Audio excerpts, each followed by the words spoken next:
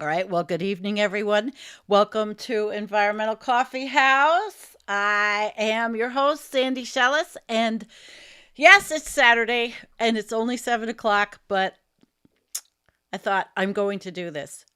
And what? Oh, I have to fix my camera, which is moving around, which I did not want it to. So obviously, I am a last minute kind of getting ready for this today. But I have a lot of information. And what started this inquiry was an article in Common Dreams, and now this stupid thing won't work, so fuck the camera. All right, sorry. I didn't even advertise this or do any of the stuff I usually do, but I have to do this, and I don't understand what's wrong with the camera, why it's doing this. It's so ridiculous. But it is going to be a good show once I get my shit together. And hi everybody. Thanks Kim and Looney. I'm really happy that you're both here. Let me just try to fix this thing so it moves the right way. Okay, there we go. There we go. There we go. I gotta stop it. It doesn't like to stop. Well, obviously I'm not ready. But I am ready. I'm ready. Okay. It started with a Common Dream article. And then I wrote to a friend of mine. A friend of mine I haven't seen in 100 years, who actually lives in Israel. And I have avoided anything with her. But I finally I couldn't do it. Okay. I couldn't do it. I read the article. I sent it to her. I kind of had an idea of what she was going to react like, right? But it's even worse than I thought. So let me say hi to you guys, Kim and Selena. Hi, Selena and Looney. Not a lot of people joining yet, but hey, that's okay. Like I said, I didn't do my usual everything, but I have lots of stuff. So I'm going to get this article up. And we are going to look at the Common Dreams article. I've got to read it because if I don't read it, that the whole point is reading this and then talking about her response and showing you some clips. So I'll read this. And then we got to talk about some history too. But you know what? Actually, I think before I read this, I want to show you one clip. I'm going to show you a clip before I read this. Let me set it up. It's really short. And Israel withdraws. hang on, hang on. I'm going to show you this clip. I know I'm so unprepared. And look at this first. It's just really quick, but this is from Vox from 2016, and it kind of is like the harbinger of the future. Israel withdraws from Gaza. Hamas gains power, but splits from the Palestinian Authority in a short civil war, dividing Gaza from the West Bank. Israel puts Gaza under a suffocating blockade, and unemployment rises to 40%. This is the state of the conflict as we know it today. It's relatively new, and it's unbearable for Palestinians. In the West Bank, more and more settlements are smothering Palestinians, often respond with protests and sometimes with violence, though most just want normal lives. In Gaza, Hamas and other violent groups have periodic wars with Israel. The fighting overwhelmingly kills Palestinians, including lots of civilians. In Israel itself, most people have become apathetic. For the most part, the occupation keeps the conflict relatively removed from their daily lives, with moments of brief but horrible violence. There's little political will for peace. No one really knows where the conflict goes from here. Maybe a third intifada, maybe the Palestinian Authority collapses. But everyone agrees that things as they are now can't last much longer. Israel's occupation of the Palestinians is too unstable to last, and that unless something dramatic changes, whatever comes next will be much worse. Okay, so I started with this article. Now, like I said, I am not a historian, and I am not going to. I know that the article it might bother some people, but I'm still going to read it because I felt like it was important to try to get an idea of what my friend was thinking. From Common Dreams, it's conquer, kick out, resettle. Israel's far right gathers to plan ethnic cleansing of Gaza. Now, remember, that's the far right we're talking about, not most Israelis. Hundreds of Israelis, including numerous senior state officials, gathered Sunday near the Gaza border for a festive two-day rally at which members of Prime Minister Benjamin Netanyahu's government and leaders of the settler movement openly spoke of ethnically cleansing Palestinians in the embattled coastal enclave to make way for Jewish recolonization. We came here with one clear purpose: to settle the entire Gaza Strip, every inch from north to south, Daniela Weiss, who co-founded the extremist settler movement Nachala, which organized the rally backed by Netanyahu's Likud party, told attendees on Monday as joyous music played in the background. We're thousands of people and ready to move to Gaza at a moment's notice, she continued. October 7th changed history. Oh, yeah.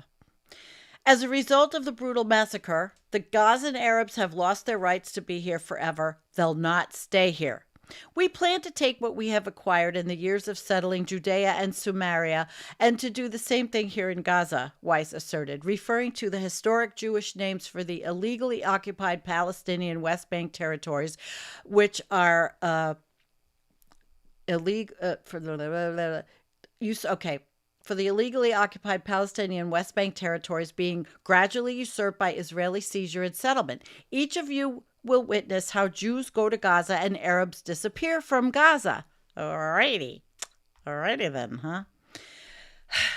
This is Daniela Weiss, and she is one of the leaders of the settlement movement, which was a featured speaker at the Preparing to Resettle Gaza conference, which took place over 2 days on Israel's border with Gaza. Speaking to foreign journalists, she vowed to renew Jewish presence in Gaza. Let's see, is it in here? Within the next year. Each of you will witness how Jews go to Gaza and Arabs will disappear from Gaza. And to do the same thing here in Gaza. I want to tell you now that in less than a year, each one of you can call me and ask me, did you succeed in fulfilling your dream? And the answer will be, yes. Actually, you don't have to call me, because you will witness how Jews go to Gaza and Arabs disappear from Gaza. All right. So you get the idea of what's happening there. I want to say to the world, this isn't just for the Jews. We're doing this for the benefit of the entire world, added Weiss, who earlier this year was sanctioned by Canada for inciting violence against Palestinians in the illegally occupied West Bank. Ending the evil powers is for everyone. I call on democracies of the world to stand with us. Adopt the values of the Bible. Israeli National Security Minister Itamar Ben-Gvir, leader of the far-right Jewish Power Party, told attendees, "What we have learned this year is that everything is up to us. We are owners of this land. Yes, we experienced a terrible catastrophe," he added, "but what we need to understand 1 year later, so many Israelis have changed their thinking. They understand that when Israel acts like the rightful owners of this land, this is what brings results." And far-right National Security Minister Itamar Ben-Gvir leads the crowd in song at the Preparing to Resettle Gaza conference, which took place over 2 days on Israel's southern border with Gaza. I'm not going to play that whole thing. May Golan, Minister for Social Equality and the Advancement of the Status of Women of Israel, told rally goers, "We will hit them where it hurts, their land. Anyone who uses the plot of land to plan another Holocaust will receive from us, with God's help, another Nakba," Golan added, referring to the ethnic cleansing of more than 750,000 Arabs from Palestine by Jewish militants during the establishment of the modern state of Israel in 1948. Oh, don't worry. We're going to tell you what Britain, because the UK had their hand in that one. Around 2/3 of Gaza's population are descendants of Nakba refugees. Seema Hassan of the group Mother's Parade told the audience that I'm going to say something that not everyone here is prepared to say, but I am. And I know a lot of you are. Conquer, kick out, resettle. I'm not just talking about one area of Gaza, she continued. I'm not just talking about northern Gaza. I mean every single sliver of land. It's the only way we'll save our boys from constantly going to war. To everyone in Europe who has an opinion about what's happening here, I say, don't get involved, Hassan added. Worry about yourselves. Radical Islam is taking over your whole continent. You want help? Take in the Gazans who want to leave Gaza. Other cabinet members who spoke at the rally included Finance Minister Bezalel Smotrich of the Religious Zionist Party and Negev and Galilee Minister Yitzhak Wasserloff of Jewish Power. Knesset members in attendance included Ariel Kalner, Avichai Baron, Osher Shakalem, Tali Gottlieb, and Sasson Guetta of Likud, Zivi Sukkot of the Religious Zionist Party, and Limor Son Harmelech from Jewish Power. We need to occupy and complete the complete land of Israel. There are no innocent people in Gaza, Gottlieb told Middle East Eye. Everybody who has refused to leave the north is a collaborator. Yeah, even the 4-year-olds. There are no innocent people.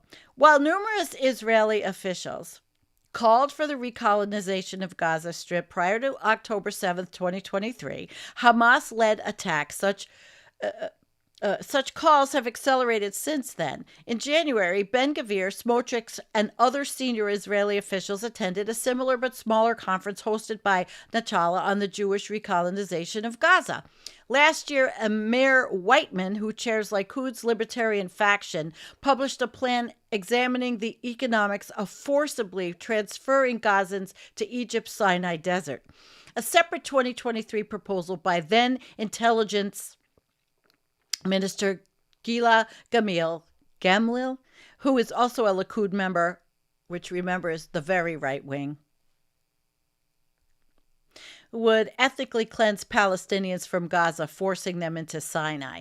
Monday's rally came as Israel's military continued its relentless 381-day assault on Gaza, which has left more than 152,000 Palestinians dead, maimed or missing, for which Israel is on trial for genocide at the International Court of Justice. In recent weeks, Israeli forces have intensified attacks on northern Gaza, seen by numerous observers as part of the coastal strip most likely to be seized by Israel, including Saturday airstrikes in Beit Lahia, in which more than 120 Palestinians were killed, wounded, or missing. The intensified assault comes as some Israeli troops claim the Israel Defense Forces has launched the so-called General's Plan, a blueprint for starvation and ethnic cleansing of Palestinians from northern Gaza. The U.S., which provides Israel with tens of billions of dollars in military aid and diplomatic cover, last week warned Israeli leaders against any such policy of starvation, which critics countered is already being implemented throughout Gaza with deadly results. So, as we see more pictures, and we've all seen them, okay? We've all seen the pictures. I am not tonight showing any of the horrible pictures. I'm not doing it. We all know, and we've all cried. And we've cried over it for years because this has been happening on both sides. And we'll go into a little history. Like I said, I'm not a historian, but I'm going to tell you a few things that I do know. More than 20 Israeli settlements were built in Gaza following Israel's conquest of the territory during the 1967 Six-Day War. While Israeli troops and settlers withdrew from Gaza in 2005, the besieged enclave is still considered occupied under international law as Israel maintains a physical and economic stranglehold on the territory. As in the occupied West Bank, Israel's settlements in Gaza, as well as the occupation itself, were illegal under the international law.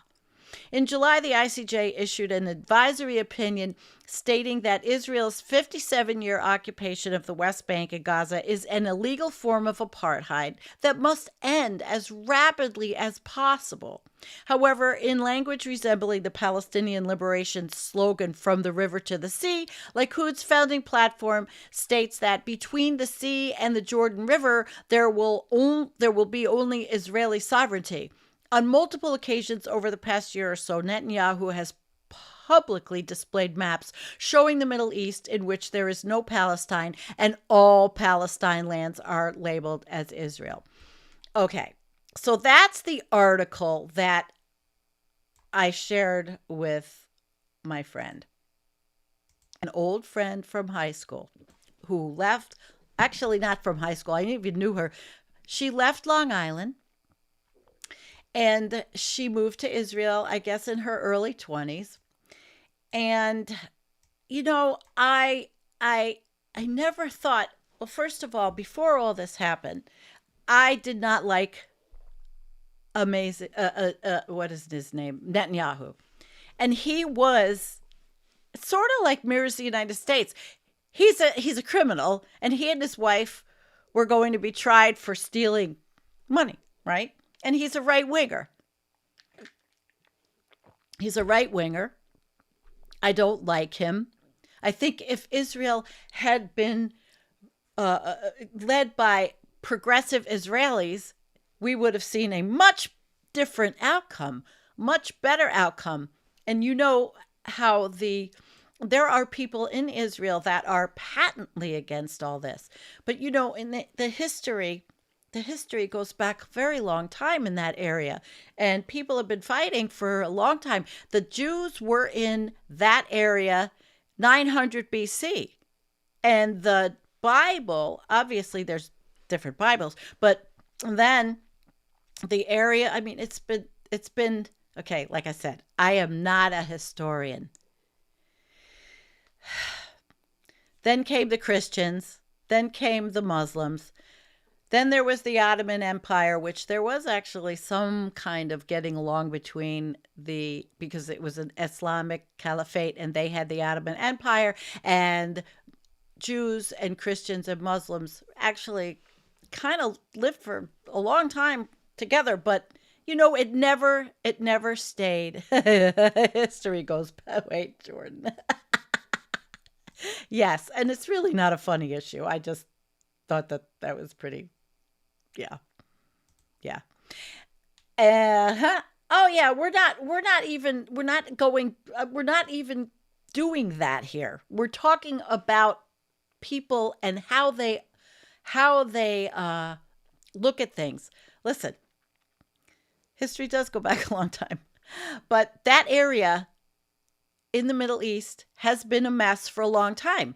And between British colonialism and the U.S., and mind you, a lot of what's happening in the U.S., in my opinion, is a lot of guilt from way back from World War II, when we didn't get involved until way towards the end. We didn't get involved in our country just to liberate the Jews. I mean, we got involved. That happened, thankfully. But we turned a blind eye in the United States to a lot of it that was going on. We have a habit of doing that kind of thing. So,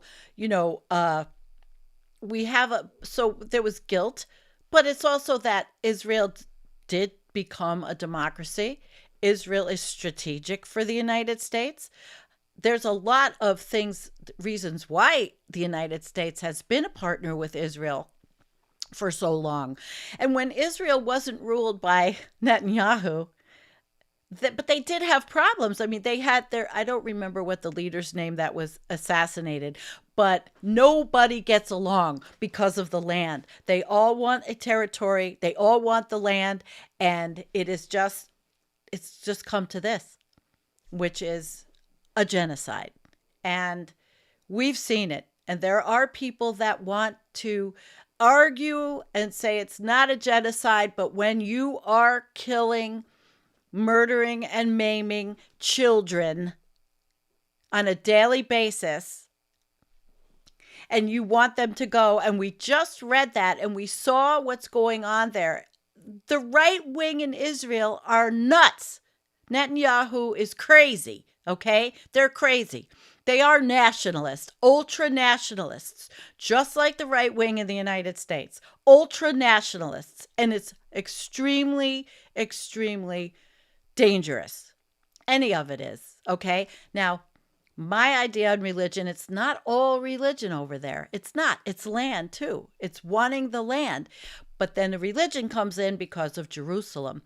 And then, of course, we interfered again in 2018 and moved the capital from Tel Aviv, and Trump decided that they'd wield their power because of all their rich donors.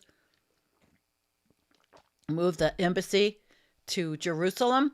So we interfered again, and tell me if you don't think that Jared Kushner is chomping at the bit to develop property along the Gaza Strip. And if you don't think the fossil fuel industry wants to drill,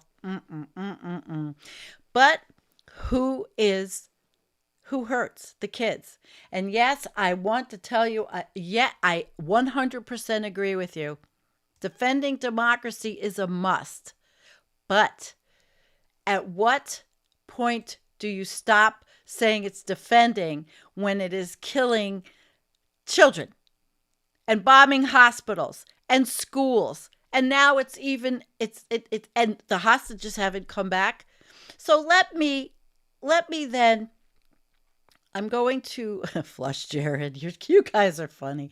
I don't want to laugh at this though. But the thing is, I'm not going to show those graphics because I already spent time preparing this, crying, but not just crying over the situation now.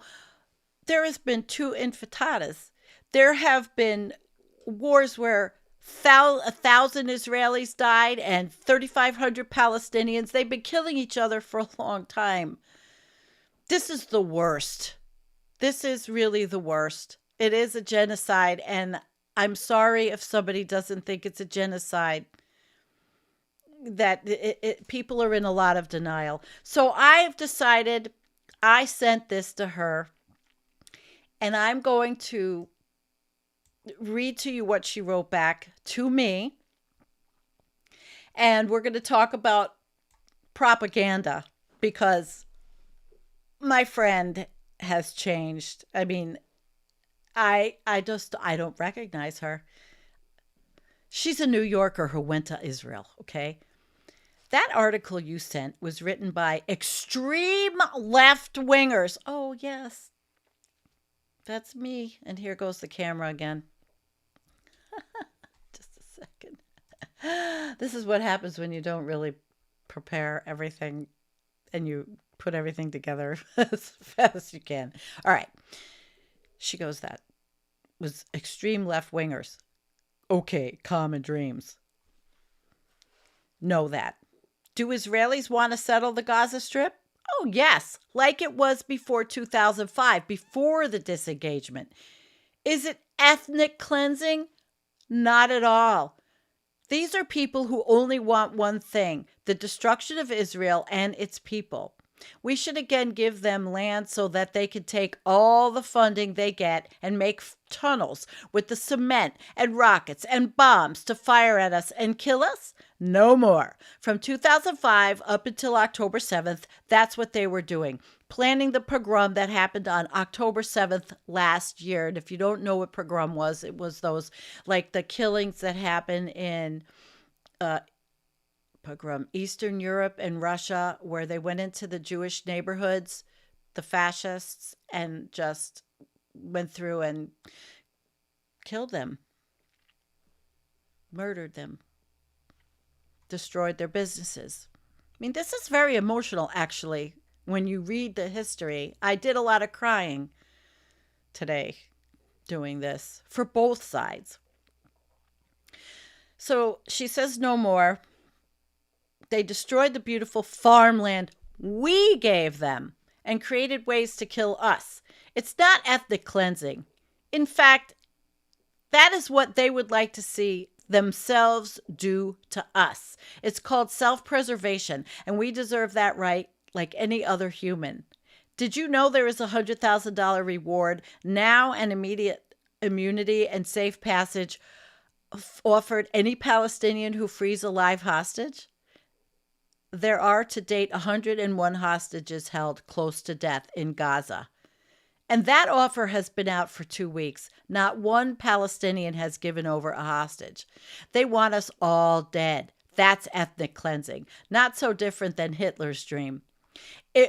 It was not only Hamas who attacked us on October 7th last year. It was many hundreds of Palestinian citizens, too. Listen, you have to be very careful what you believe or what you read. The media is mostly left-wing and woke.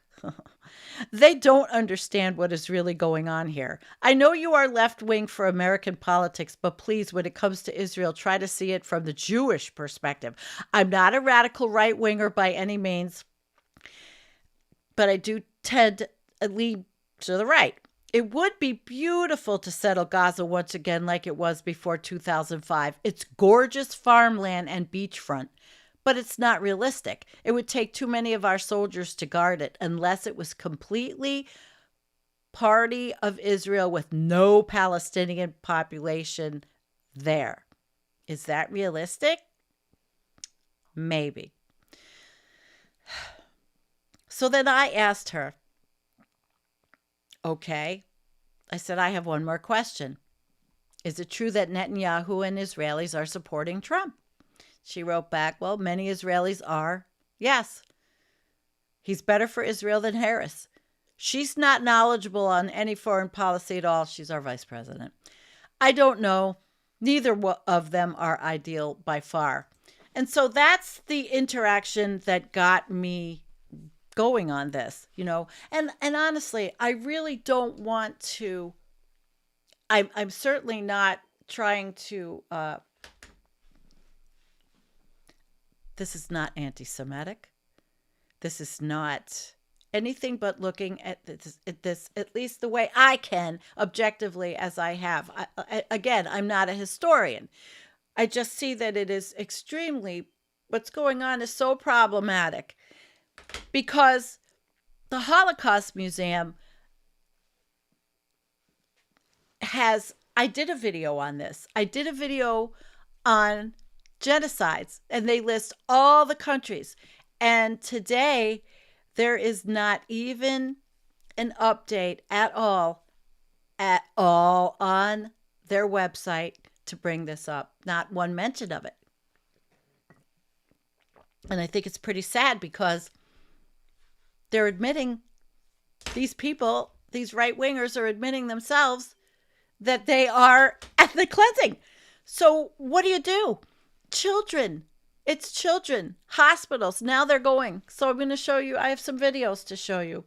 And, you know, I kind of want this to be interactive, and I want to see what you guys have been saying. And I really do want to try to stand back and make sure that you understand I'm not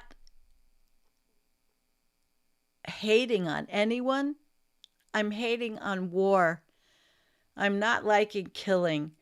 I'm not liking what's happening. Either way, October 7th was hideous. It was a horrible, horrible event, okay? And it should never have happened. Now, why did it happen? Why did it happen? I mean, Israel is supposed to have the best intelligence. Why did it happen?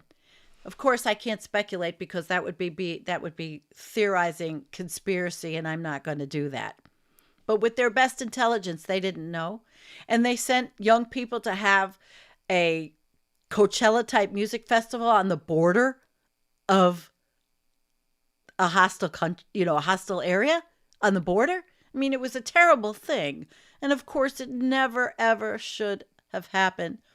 And yes, you are 100%. Religion is evil. It divides us. I don't want it illegal. I want humans to know it's outright nonsense. I agree with you. It has caused most of all of the heartache on the planet as far as humans killing humans. I mean, we're doing enough of it without religion, just killing the planet by the way we live. But, and no, it is not. And I did understand, I'll tell you what, before this all happened, nobody was using the word Zionist. And somebody got all pissed at me because I said, I really didn't understand what Zionist was before this all. And Zionist was created because Israel wanted to have a place. They wanted to have their own country. They are a people that for a long time were bounced all over Europe, everywhere. And they wanted, so the Zionist movement wasn't inherently evil in the beginning. Okay. And it became, uh, it became, well, now it's used by everyone. Nobody used the word Zionist. Just like before Donald Trump came down the escalator, nobody on Facebook was constantly putting up all kinds of Christian memes and all that. And everybody, all of a sudden, Donald Trump got the evangelicals on his side, and now everybody has become ultra Christian, ultra religious. It's the same thing with the word Zionist. If Joe Biden, he should never have said the word. He should never have said what he said because it pissed people off and inflamed them. But it is completely just, it's overused, And sometimes I kind of do think there is anti-Semitism. I'm sorry. I see it. I do. I think there is. But yet, look what the United States perpetrated when Trump first came in. Muslim ban. I mean, the right wing in our country, they basically hate everybody. Jesus Christ.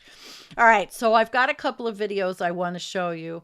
And I know you're all, I got you all going. And, but I do want to show you a few videos I brought up because it helps to understand. It does help to understand.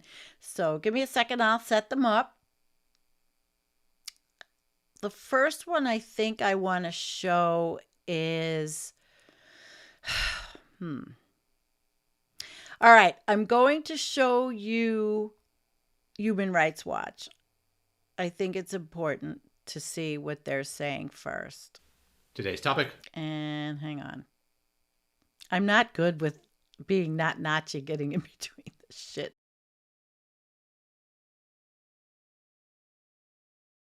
Israel, There we Lebanon, go. banks, and the laws of war. This is Human Rights Watch's daily brief for the 24th of October, 2024. I'm Andrew Stroline. Today we're going to be looking at violations of the laws of war. We've had to do this far too often in recent months when discussing hostilities in Israel and Gaza and in Lebanon. Regular Daily Brief followers will by now be all too familiar with at least one of the foundations of international humanitarian law. This is, all warring parties must distinguish between military targets, which are legitimate, and civilian targets, which are not. Deliberate attacks on civilians and civilian structures are war crimes. This brings us to Sunday's attacks by Israel on Al-Qadr al-Hassan, the Hezbollah-affiliated financial institution in Lebanon. The Israeli military struck nearly 30 of its offices in southern Lebanon, the southern suburbs of Beirut, and the Bekaa Valley, according to media reports.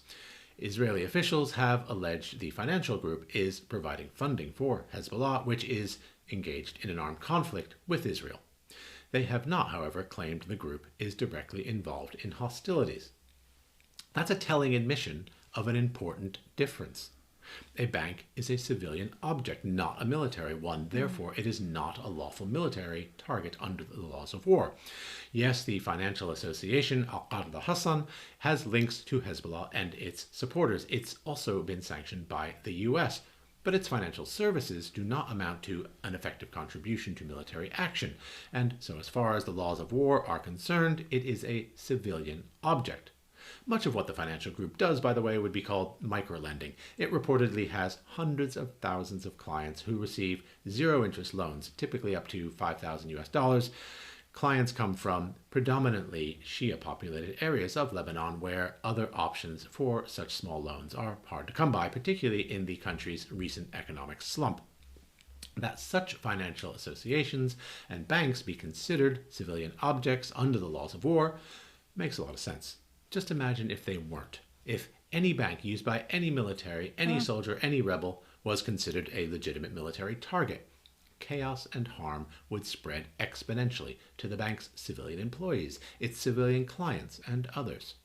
The laws of war exist for a reason, and Israel's attacks on the financial association Al-Qadda Hassan were war crimes. And that's my daily brief for today. Human Rights Watch is a very reputable organization. Okay? They are. And another thing that happened. So through this, I had been watching Walter Masterson, and he went to Long Island, I think it was, New York, where there was a real estate sale. And I've got 2 clips from the real estate sale. They were selling in a synagogue. They were selling land in the West Bank. And I think these 2 are very telling and very interesting. So let me set this one up, and then we're going to we'll have some more talk about this. And I want to go over propaganda. But I do want to explain. I want to show you what was going on, and I have the 2 clips from this when they were selling property. It was cringeworthy and it was embarrassing, actually. And you'll hear what this sect. I think this is a Hasidic sect. Going on inside the synagogue? There's a real estate sale. There's a real estate sale selling stolen property, which was stolen land that was stolen from the Palestinian people. Now, this is recognized internationally as illegal settlements, at least some of it. And this is, as Jewish people, we should not steal, and we should not sell stolen property. We should not share property that has been stolen. According to Judaism, if one shares with a thief, is considered a thief. And especially when this is happening in this time, while this genocide is taking place in Gaza, which is only making everything worse. What is happening in Gaza is disastrous.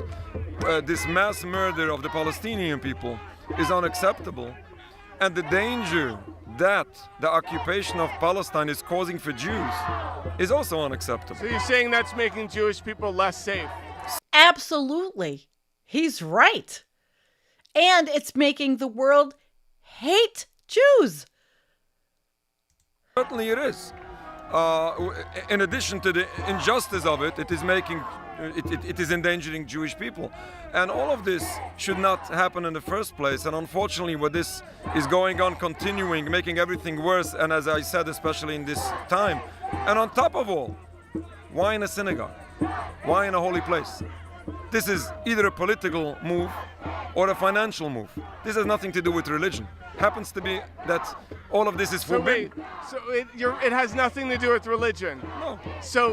So selling real estate in a synagogue, that's not a practice? That's not a common practice at all? It's not a religious practice.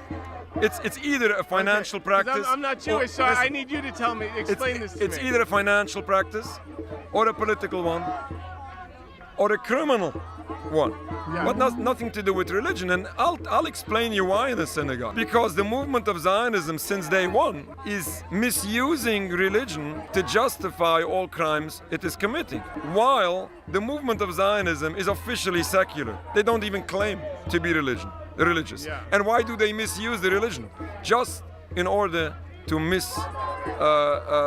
to confuse the masses, to have the world think and believe as if all Jews support this movement, and as if the Jewish religion, the Holy Torah, condones the existence of the State of Israel, the occupation of Palestine, or all criminal actions it commits. All of this is unacceptable. All of this is embarrassing for Jewish people, and as I said, dangerous to Jewish people as well. I don't think he is wrong. And from everything that I've been reading, and I do read comment sections. You all know I read comment sections. And the comment sections I read sometimes, they're disturbing as hell. There is so much hate, and people are equating Benjamin Netanyahu and his fascist right-wing pieces of shit with all Jews. But then you can't, because then in the United States, there's groups like Jewish Voices for Peace and all over the world. And you see this Hasidic sect in New York saying that this is wrong, that it's wrong. But Benjamin Netanyahu got voted in just like people in the United States. It's propaganda, and we're going to go over 8 points of propaganda at one point.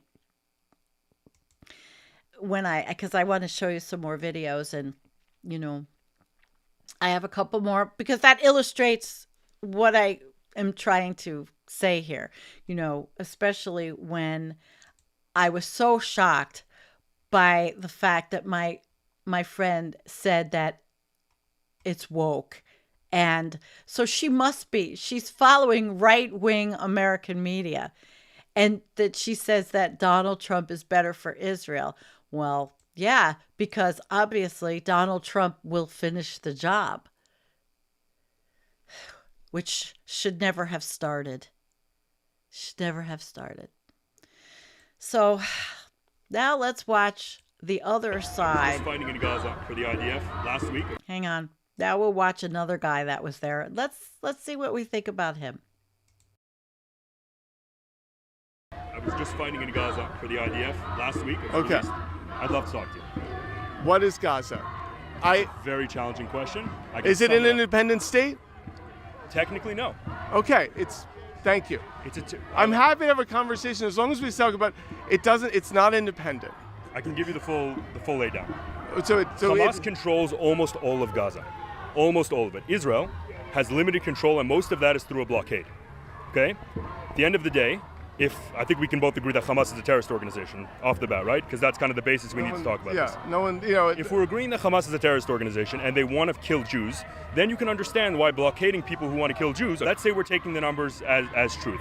Every single civilian tragedy is a death. You have to ask yourself, if Israel didn't fight Hamas, what would happen? Would there be more death? Probably.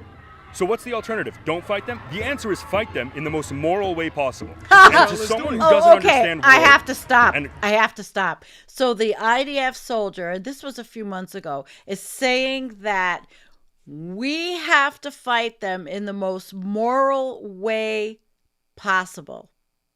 How moral is it to blow up hospitals and kill children? And with all of the, okay, they're all under tunnels and all. How much has this really accomplished? It's turned off the world. It's angered the world.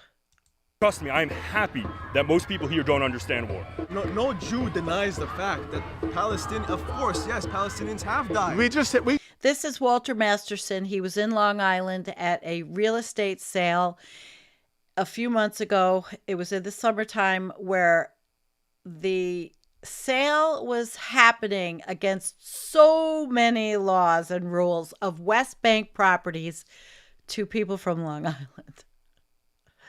We just denied it. No, I didn't. We just said it. We just said we don't trust the numbers. Don't put words in my mouth. I'll continue speaking. It's a tragedy, every single civilian death. At the end of the day, and I know this is crazy to say out loud, civilians die in war. That's why war is tragic. I'm a soldier, okay? My friends died in war. It is tragic. You know what's more tragic? When civilians die. Has it been successful? Getting hostages back? Has it been? Can I ask you a how question? many of them have come back through negotiation, and how many have come back through combat? It's an incredible question, and I'll break it down for you right now. If we were just negotiating, zero would come back. It's the military pressure that doesn't give Hamas a choice. When I engaged with Hamasnikim on the ground, and they are coming out of their tunnels weak, that's what's bringing them to the negotiating table. It's the fact that Hamas, the terrorist organization, is weak that brings them to the negotiating table. But what is a better option? What's a better option? What is a better option? I thought a better option would have been to go to the United Nations. I thought a better option would have been to not bomb and kill children and have the United States continually assert Israel has the right of self-defense when self-defense left the room, okay? Self-defense has left the room. And I really wanted to try to be objective. It's very hard to be objective in this situation because, you know, there's so much emotion. It is just so emotional. And yes, of course, I don't think Israel's going to go anywhere, and it shouldn't go anywhere. Ichabod, it's staying where it is. He's got to go. Exactly. And it could have been, it should have been, like Bernie said, a two-state solution. It should have been worked on much harder, but both sides dug their heels in. You know, when the PLO, Palestine Liberation, and Yasser Arafat, I think that was who it was, everybody dug their heels in, and nobody wanted to make concessions because everybody wanted the land, you know? And when it was under the Ottoman Empire, that was about the best it was, at least for all the Christians, the Jews, and the Muslims. I don't think that they could own land if they weren't under a Muslim at the time, but it seemed like, at least from what I've read in the history I've gone over, and like I said, I am not a historian. This is not my suit. It was the letter from my friend who really did, it moved me because of propaganda. And we actually could look at this. I'm going to put it up. Let's look at the 8 points of propaganda. And then I'm going to show you an Israeli news clip. And I think that, yes, it is. Every terrorist group has a strong man behind it funding it. Of course. I mean, of course, I agree with you. Oh, God. There's always a clown, a joker in the audience. Well, it's going to solve it anyway, if we would stop. But, okay, let's go over this. I'm going to go over this image. This was from Joel. Not this one. This is from Joel from Twitter. And let me get myself.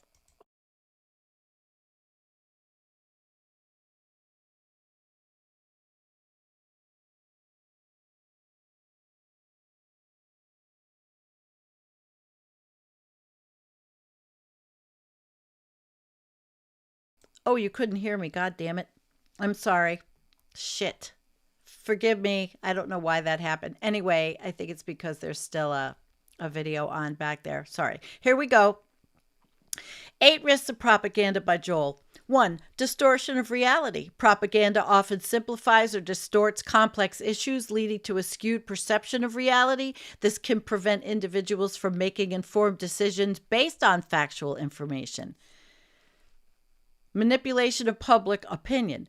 By influencing public emotions and beliefs, propaganda can sway public opinion away from rational thought towards predetermined conclusions that might not serve the best interests of the general public. Social division. Propaganda can exacerbate social, racial, or political divisions by promoting us versus them narratives, leading to polarization and conflict within societies. Erosion of trust. Continuous exposure to deceptive information can degrade trust in institutions, media, and even the concept of objective truth itself, leading to widespread cynicism or apathy. Undermining democracy. In democratic societies, propaganda can manipulate the electoral processes, distort public policy debates, and undermine the principle of informed consent. Mental health impact. Constant exposure to fear-mongering or biased propaganda can lead to stress, anxiety, and other mental health issues, especially if it promotes continual states of alarm or division. Promotion of extremism. Propaganda can radicalize individuals or groups, pushing them towards extremist views or actions that can lead to violence or terrorism. And number 8, economic risks. Misinformation through propaganda can affect economic decisions influencing markets, investments, and consumer behavior in detrimental ways. I think that those 8 were very good, and I could see definitely how my friend, if you can call her whatever, she's, I don't think she likes me very much because I challenged her and asked her questions on this whole thing. But I think that there's a lot of propaganda going on in Israel to Israelis. And regular Israelis, normal people, regular Palestinians, and trust me, they're propagandized as well. Each side has been taught to hate the other when there's probably so much more in common than not. And that's the sad part. They're both very religious, different kind of religion. Although, actually, in both religions, women are definitely not on the highest rung of the ladder, even though in Israel they serve in the military. Orthodox Jews. I mean, I did a whole video on Orthodox, the environmental Orthodox, what they're doing and ripping up Orange County, New York, how they're overbuilding and wrecking the environment up there. But, I mean, the women, Orthodox women are, in any religion, it seems, are down, which is going to happen to us, I think. We're on our way. All right. So, yeah. Both sides are going to be out of water in coming years so they can commiserate together on that. Yeah. I hear you. Oh, and I do have an environmental part to this show. It's completely different when I finish this, but one more video I'm going to set up. This is very interesting. This is the, I think this is the one. Good evening. Yeah, this is from an Israeli news station in Jerusalem. And it's quite interesting what's happening on their news. Here we go. Good evening. This is TV7 Israel News broadcast to you from Jerusalem. And in today's top stories, Jerusalem pledges its enemies will pay a heavy price for harming the state of Israel. Jerusalem will make its enemies pay a heavy cost to like they haven't already. Include the Islamic Republic of Iran for the belligerent war of aggression against the state of Israel and its people.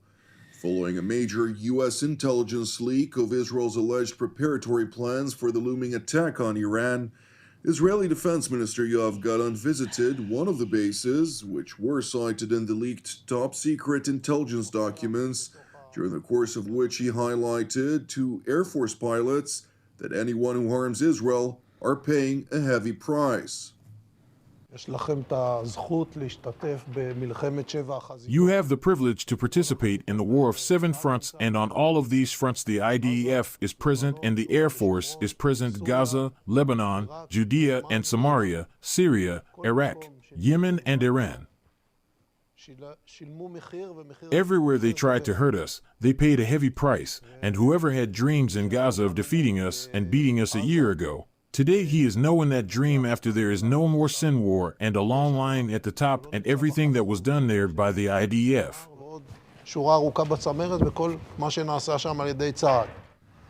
Jerusalem's top defense official went on to stress that once Iran is attacked, everyone will fully comprehend the significant preparatory work which Israel had prepared for. The Air Force is a key element in this matter, and anyone who tries to harm us will be harmed, and this is also true for Iran. So is this why now it's extending and terrifying everybody about World War III because Benjamin Netanyahu is a madman? Let's hear what you're saying. Let me see what you guys are saying. Now, Donald, I thought I saw something, but I don't know what happened. You said Let's see, Donald. You had a question, but I don't know. I don't know where it is. I'm sorry. I'm looking. I'm looking. Okay. There is something, Melanie, you have, and I do want to. I know it's your opinion, but it's not going to happen. And Israel didn't steal it. It was a solution. And actually, it was even before the 1948, I think it was 1948 or 1947 decision. Back in the 20s, there was, I forgot what it was called. See, I told you I'm not a historian, but there was some accord, something that was signed, and it's not going to happen like that. So I can't say Israel stole it. The British wanted us to make something happen. The United States kind of got in on it because, it's a colonialism. And then the British saw what a mess it was and they wanted to get the hell out of there. But if you really want to blame anybody, let's blame the British. But, what would the world have been like if Germany did not do what they did?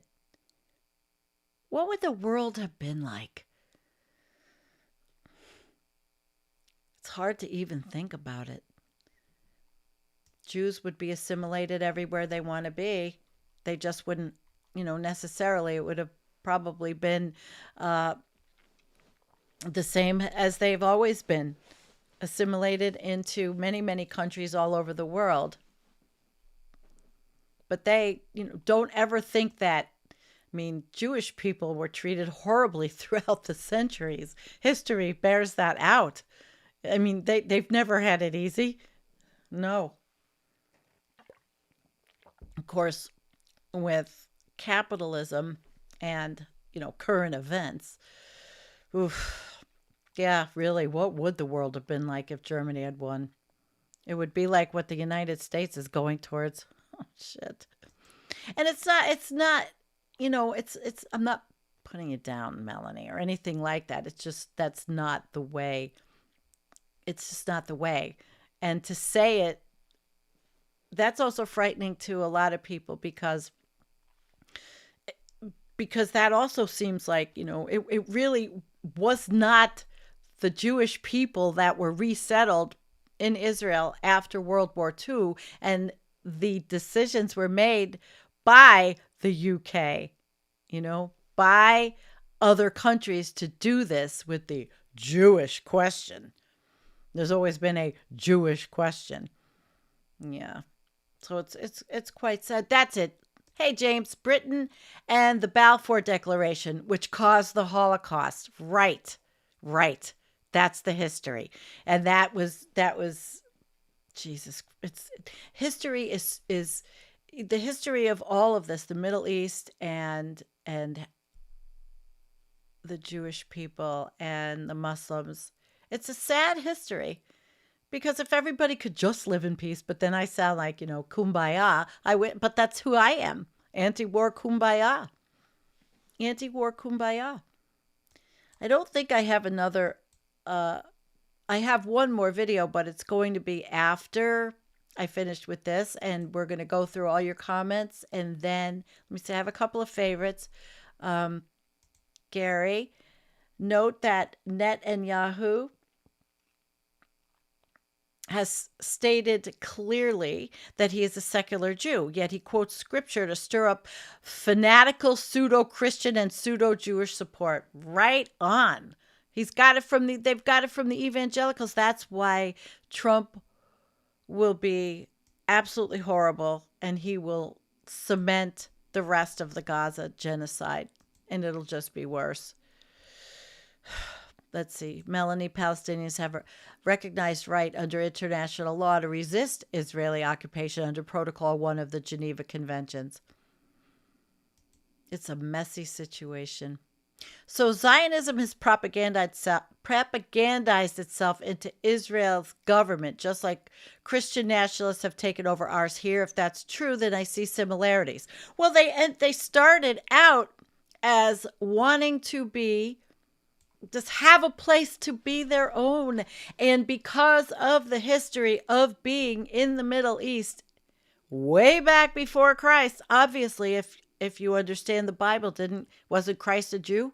All right, so that's what I'm saying. And like I said, I am, don't take anything from me. I am not a historian. A lot of you know a lot more than I do. Absolutely. Thank you for the super chat. I feel like the propaganda, brainwashing, and lies in Israel is the same, similar as the MAGA crowd. And that thought scares the shit out of me. You're not wrong. That's why I read the 8 points of the propaganda, because that is what's happening. Thank you very much for that super chat. That was lovely. And we do have another war going on, Ukraine, which is completely different, which I'm not prepared to talk about. But I feel for the Ukrainians, because I don't think that the Russians are in the right for going over there at all. Not that's how I feel, of course. This is my show, but I may be right, I may be wrong. I don't think Ukraine should have been invaded. They don't want to be a part of Russia, the Ukrainians. And it's all over land, and it's all over territory, and it's always over money and fossil fuels. But in Ukraine's case, it's fertile land. Although by the time Russia gets done with Ukraine, what land is going to be left that's fertile? Think about that. The destruction is awful. The losses are awful. It is just so sad. Chris Hedges wrote about this. The real prize is, 1, the water resources, the real estate, but mostly the Levant, a petroleum natural gas reserve offshore of Lebanon and stretching down to offshore Gaza. I said this also. Didn't even read him.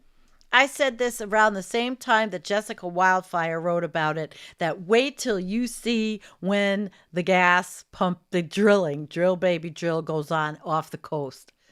Because that's what they want. And they will. They will. I really do appreciate you, Gary. Modern Israel has nothing to do with ancient Israel, the Davidic kingdom, and any Messiah or Jesus Christ. Religions have been weaponized by Machiavellian leaders who believe nothing and have no morality. Absolutely. And I think that will be the flush. I think that that gets a flush.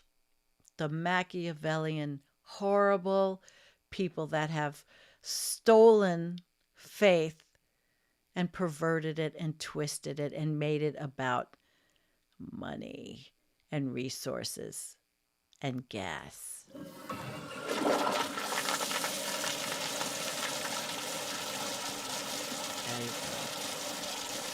There you go. There you go.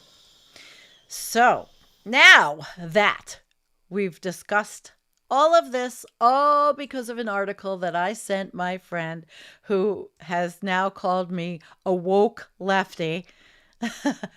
I'm surprised she didn't call me a lunatic, and she thinks that Trump is better, of course, for Israel.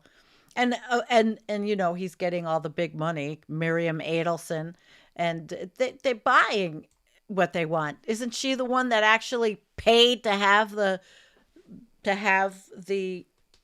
embassy moved anyway? In 2018? What a mess. It is a mess. It will always be a mess. All right. So are we... Yeah. Just watch ants war with other ant nests and realize what we are. Yeah, but unfortunately, we're seeing children all the time being killed and families ripped apart and people who have no place to go. And it has been horrible. Two wrongs don't make a right. I don't think that Netanyahu chose the right way to respond. I don't. And even those IDF soldiers, though, they say, nope, it has to be by this force. But never talking about war in the way that it was killing the citizens. They're full of shit. When he said that they try to minimize civilian deaths, yeah, okay. And that they don't believe the numbers. Hi, Susan. If Trump wins or steals the election, he'll sell out Ukraine to Putin in a heartbeat. Yeah, he'll end that war. That's right, because it'll be a Russian territory. Yeah. Well, we don't tend to agree with you, but I don't like any of them. I'm tired of all of them, but I don't tend to agree with that at all politically. But you live in Greenland and you're from Norway, so I'll give you a pass because you're not an American. So your political information is coming from the internet. Torstein. If God was the vote counter and Trump lost, would Trump say that God rigged the election? And I guess he'd hang baby Jesus. Oh, my God. Right? All right. Now, no, they did not. Absolutely not. No. So you're wrong there, but I can argue with you. It's my channel. And even if I do have you on a guest, we're not talking about politics, Starsign. We're going to talk about Greenland. We're going to talk about melt. We're going to talk about the science, which is where you are the person. Yeah, you're the guy. You're the guy on that. But it's okay. I don't mind disagreeing with people that follow us because, well, sometimes I really learn, too, from those I disagree with. And I made a short today about how much I can't stand solar panel farms, but this particular one was in response to a left-wing commentator I was listening to who made the comment that, what the hell is the difference? Put the solar panels in the desert, where nobody goes. And it took me back because I thought, well, Thacker Pass, Max Wilbert, biodiversity, and I got really upset. So I made a short about it. Somebody came back to me and said, well, wait a minute. The indigenous people that are benefiting from this, and they are doing it. And I did a little more reading, and I might do a show on this, actually, because it gave me an idea. And again, I learned from my audience. I found out that there are, in Arizona, people that are doing this over water channels in the most environmentally friendly way they can. So by my own upset, I got somebody to respond to me with a different perspective. And that's why this is so beautiful. And that is why I love this chat and I love our followers, because I learned from you. I may be able to argue with you at times. We may not agree, but it always does work out in the long run, and it gives me ideas. Okay, so I have got, yes, we're still doing learning. Yes, we are. We are still doing learning. Yes, we are. We're still doing learning. All right. We're still doing learning. And I've got something to show you. Again, I've got something else to show you. We are moving on to the environmental part of the show. All right. First, I want to show you this. This was Elliot Jacobson had this up. I have to make it big. It was importance of issues to voters among U.S. registered voters. And here are I don't know how it looks, but the economy was number one. democracy in the U.S., number 2, terrorism and national security, number 3, types of Supreme Court justices candidates would pick. I mean, all important, right? Immigration, education, healthcare, gun policy, abortion, taxes, crime, distribution of income and wealth in the United States, the federal budget deficit, foreign affairs, situation in the Middle East between Israelis and Palestinians, energy policy, relations with Russia, race relations, relations with China, trade and other nations, and number 22, and under it is transgender rights, number 22, climate change. Okay. Now, think about that. Think. How are we going to have all of the rest of them with a climate we can't live in? How are we going to have any federal budget? How are we going to have healthcare, education, and democracy without a livable planet? But this is how Americans think. It's really sad. Obviously, 7 years of doing this, and I haven't made any kind of dent. And a lot of us haven't. Nope. It's unfortunate.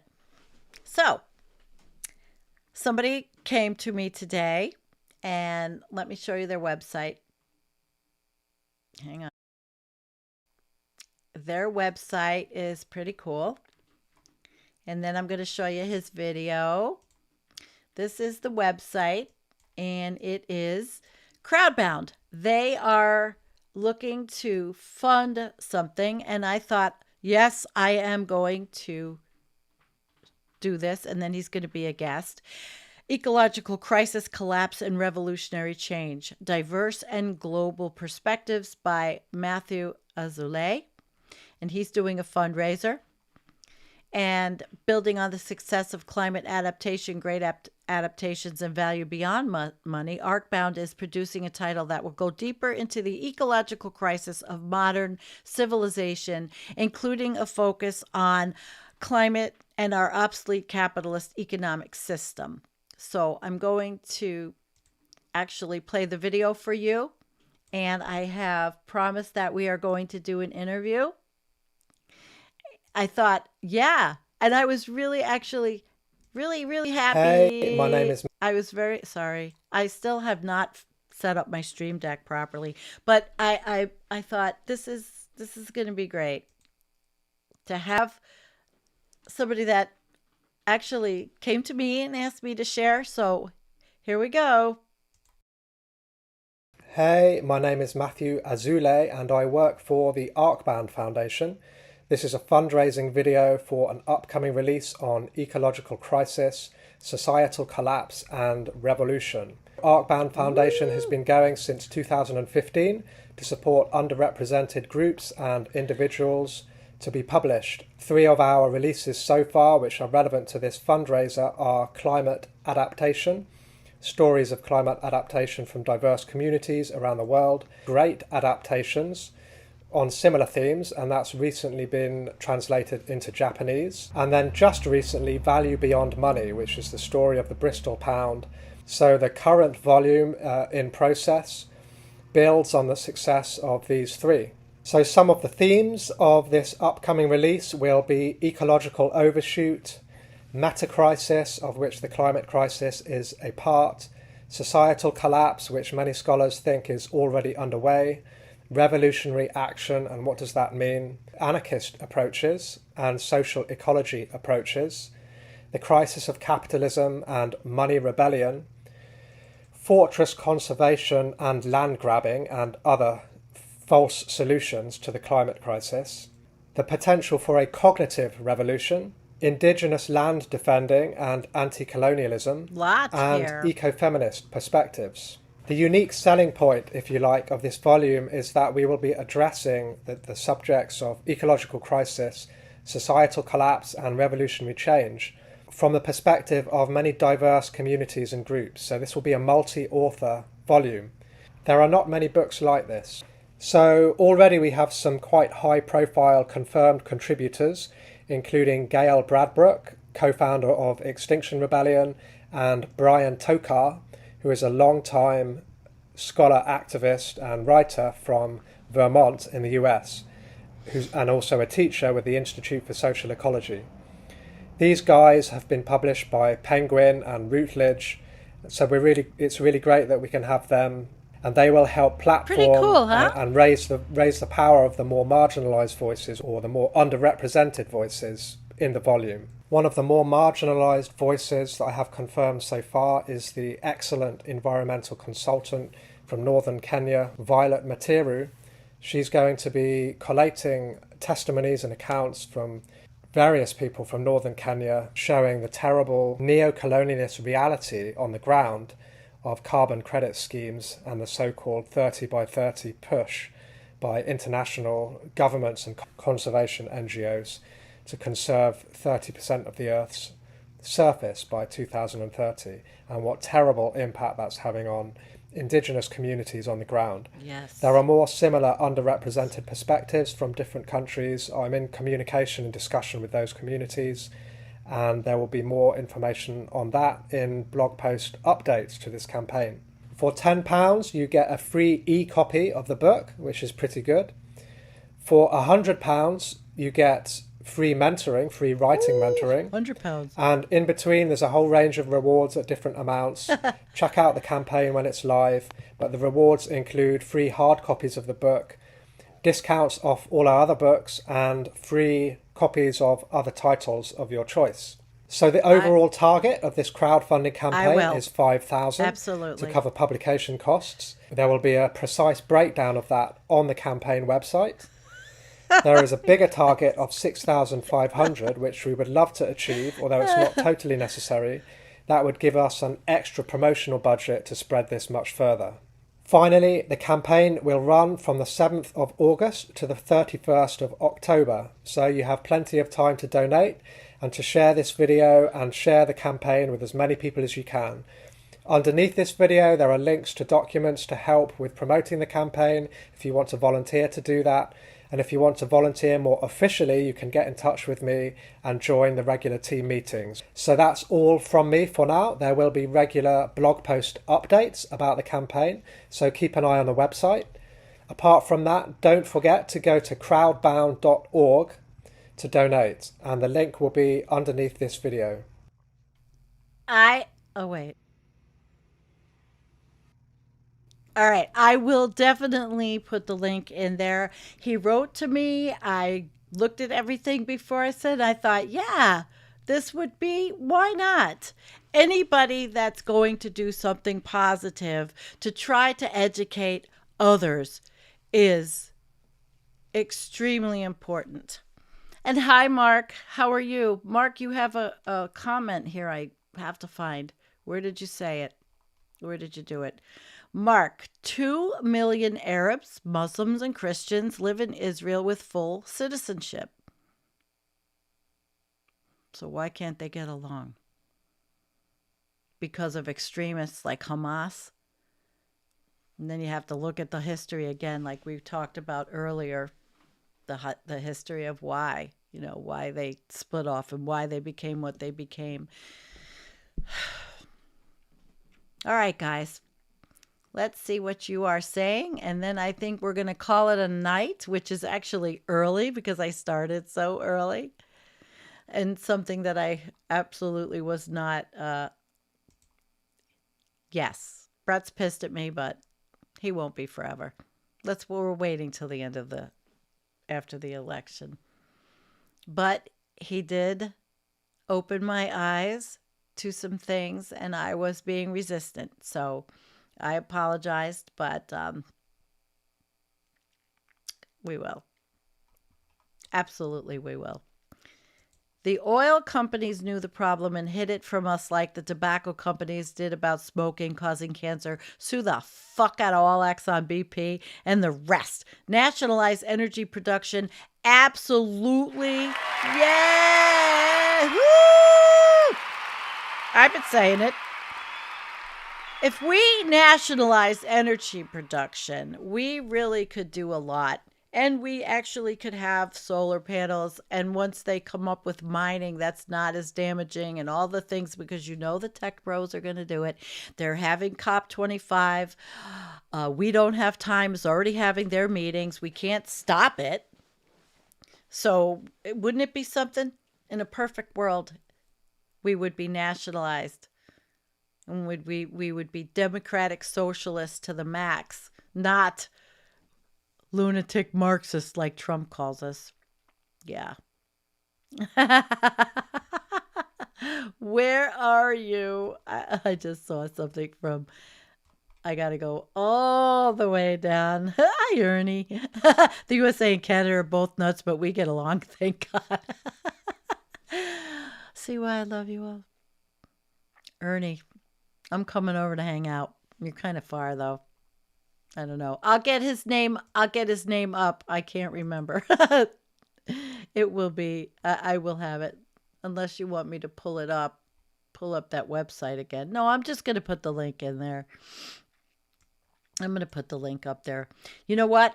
After this election, if we are even able to protest again, if we are even able to have any kind of say in anything, I think I would like to become active in Code Pink, and I would actually like to examine more about Claudia de la Cruz and the Socialist Party that the kids are very interested in, and learn about what the young people are thinking for the future. It's their future, whatever's left of it.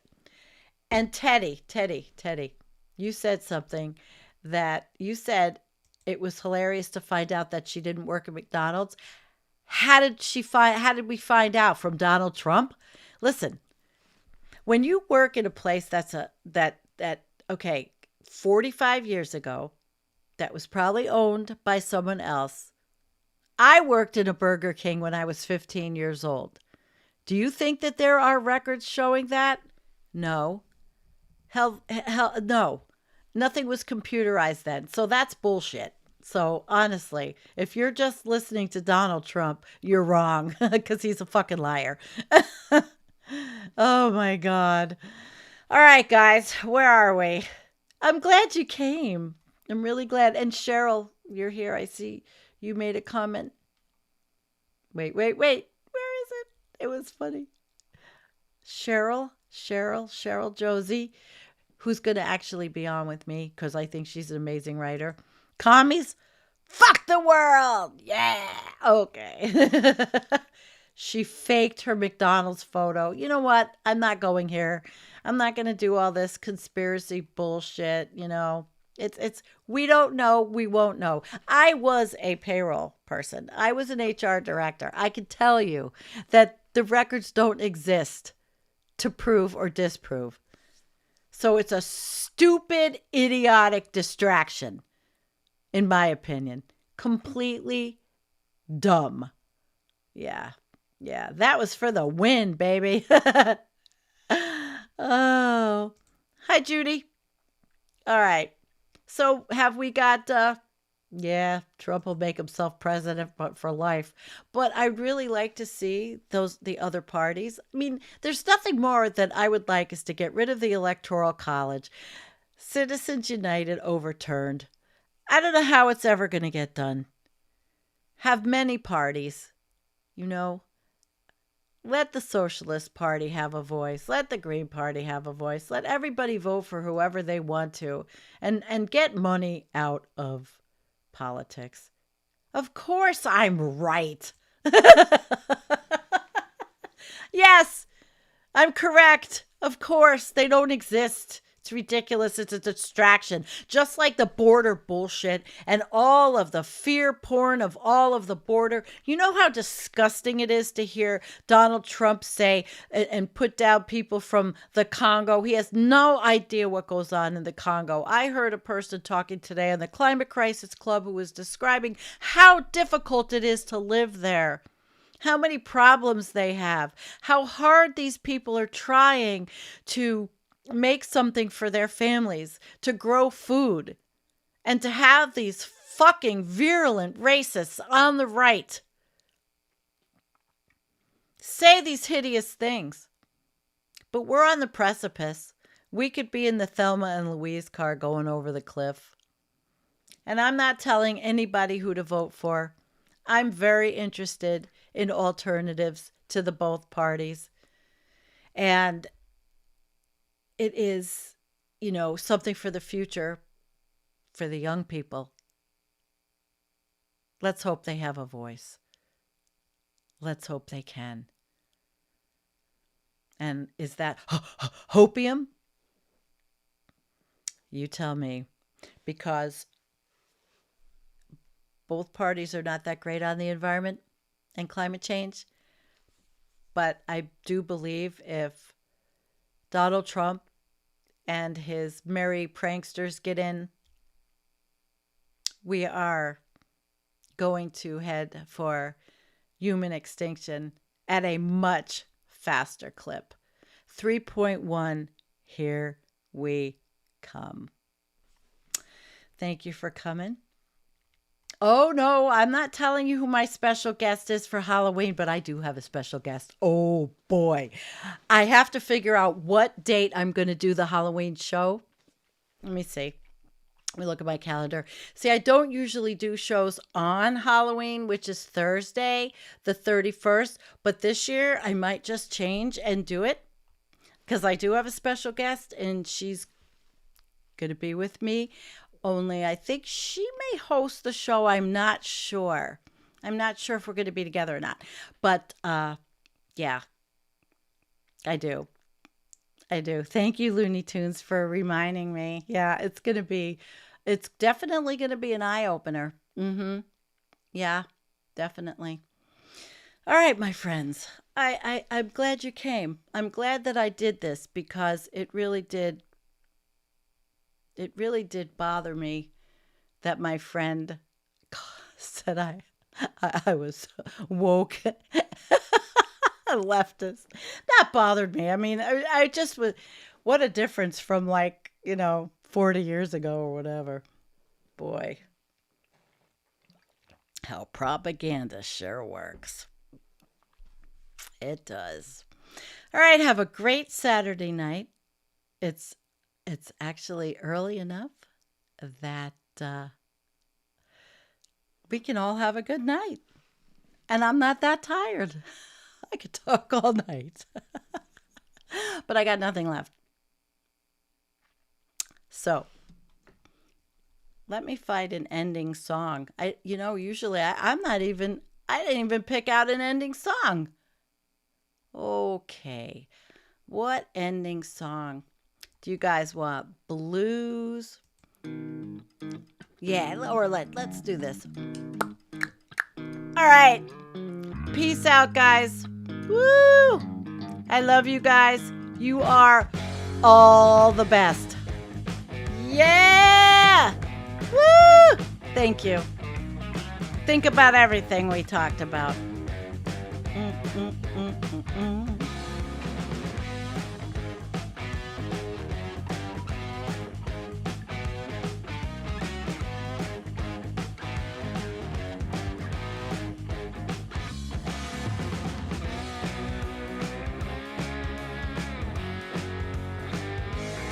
Next time, End of the World.